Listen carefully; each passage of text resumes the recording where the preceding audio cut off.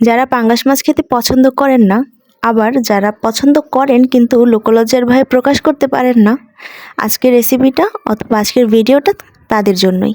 একসময় আমিও ছিলাম যে পাঙ্গাস মাছ একদমই পছন্দ করতাম না, কিন্তু আমাদের বাসায় অনেক সময় আব্বু বড় বড় নদীর পাঙ্গাস মাছ নিয়ে আসতো। তো আম্মু খুবই মজা করে রান্না করতো, কিন্তু আমি তখন একদমই খেতাম না। কেন জানি মনে হতো যে পাঙ্গাস মাছটা আসলে আমার জন্য না। যাই হোক, তো এই ধারণাটা আমার বদলে গেল কিছুদিন আগেই, যখন আম্মু মানে জোর করে আমাকে পাঙ্গাস মাছ ভুনা করে খাইয়েছিল। সেদিনের পর থেকে আমি নিজেও পাঙ্গাস মাছের ফ্যান।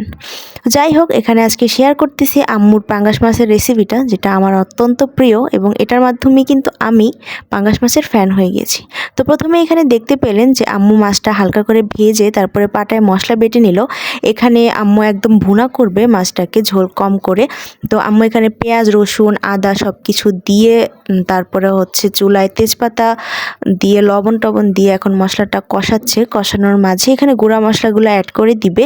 তো এখানে পরিমাণ মতো লবণ দিয়ে দিছে, এরপরে হচ্ছে দিল পরিমাণ মতো হলুদের গুঁড়া আর মরিচের গুঁড়া। মরিচের গুঁড়াটা ঝাল যে যতটুকু খায় সেই পরিমাণে দিতে হবে। এরপরে দিয়ে দিল ধনিয়ার গুঁড়া। আম্মু এখানে একটা এক্সট্রা মশলা দিয়ে তারপর হচ্ছে পাঙ্গাস মাছটা ভুনা করে, মানে মাংসের স্টাইলে অনেকটা, যেখানে গরম মশলাটা আম্মু অ্যাড করে, প্লাস হচ্ছে কাঁচা জিরাটা বেটে দেয়। তো এখানে এই তো আম্মু কাঁচা জিরা আর হচ্ছে কিছু গরম মশলা অ্যাড করেছিল। তো এই মশলাটার কারণে আসলে পাঙ্গাস মাছটা খেতে বেশি মজা লাগে।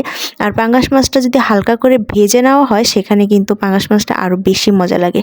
তো যাই হোক, এখানে মশলাটাকে ভালো মতো কষানো হয়ে গেলে এখানে ভেজে রাখা মাছগুলা দিয়ে দেওয়া হলো। মাছগুলো কিন্তু একদম লাল লাল করে ভেজে নেওয়া হয়েছিল।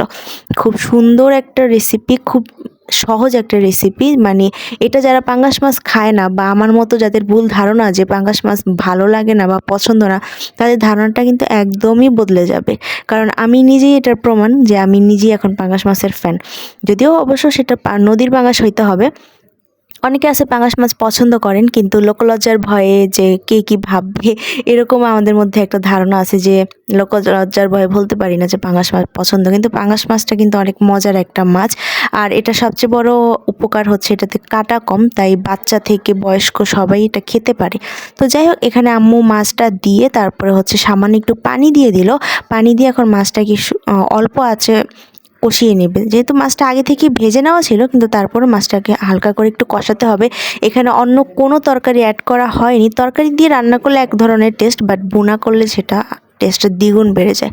মানে অনেক মজা। আর আমার আম্মুর হাতের রেসিপিটা আমার কাছে খুব ভালো লাগে, সেই জন্য ভাবলাম যে আপনাদের সাথে শেয়ার করি রেসিপিটা। খুবই সিম্পল একটা রেসিপি, আমি জানি আমার মায়ের মতো হয়তো অনেকেই রান্না করে এভাবে। তো যাই হোক, এখানে আম্মু মাছটা কষিয়ে তারপরে ঝোলের জন্য পানি অ্যাড করে দিবে। তো মাছটাকে একদম হালকা হাতে নাড়তে হবে, কারণ পাঙ্গাস মাছ কিন্তু একদমই নরম মাছ। তো এটাকে শক্ত হাতে নাড়লে কিন্তু এটা ভেঙে যাবে। যাই হোক, তো আম্মু এখানে হালকা হালকা করে নেড়ে দিচ্ছিল, নেড়ে মাছটাকে কষিয়ে নিচ্ছে। মাছটার ভিতরে যাতে মশলাটা খুব সুন্দর করে ঢুকে, সেই জন্যই আসলে মাছটাকে কষিয়ে নেওয়া হচ্ছিল। তো এই তো আমাদের মাছটা কষানো হয়ে গেছে। এখন মাছটা কষানোর পরে আম্মু এখানে ঝোলের জন্য পানি অ্যাড করে দিল। তো ঝোলের জন্য পানি অ্যাড করে দেন হচ্ছে আম্মু গরম মশলার গুঁড়া দিয়ে দিল। এই গরম মশলার গুঁড়াটার জন্য এখানে এক্সট্রা একটা ফ্লেভার অ্যাড হয়, মানে যেটা খুবই সুন্দর। সব মশলা দেওয়া হয়ে গেলে আম্মু এখানে ঢাকনা দিয়ে ঢেকে দিল।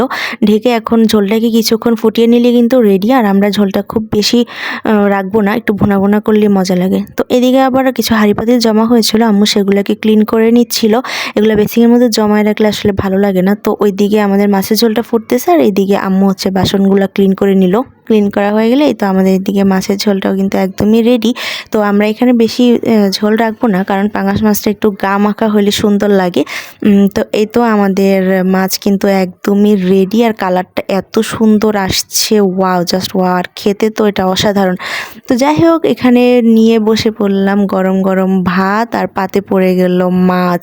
মাছে ভাতে বাঙালি বলে কথা। অসাধারণ একটা রেসিপি। ভালো লাগলে অবশ্যই বাসায় ট্রাই করবেন। আর যারা পাঙ্গাস মাছ খান না আমার মতো, তারা কিন্তু অবশ্যই ট্রাই করবেন। আশা করি আমার মতো আপনারাও ফ্যান হয়ে যাবেন।